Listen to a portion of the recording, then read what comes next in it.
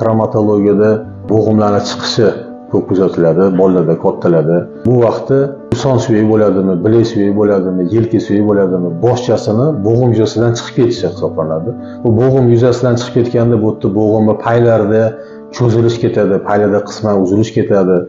Imkon boricha bu holatda travmatologga uchrab, rentgenografiya qilib, o'sha kerakli tashxis qo'ygandan keyin, aniq tashxis qo'ygandan keyin davolashga olib borish kerak bo'ladi. Imkon boricha travmatologga murojaat qilib, rentgenografiya o'tkazib, keyin davolash maqsadga muvofiq bo'ladi.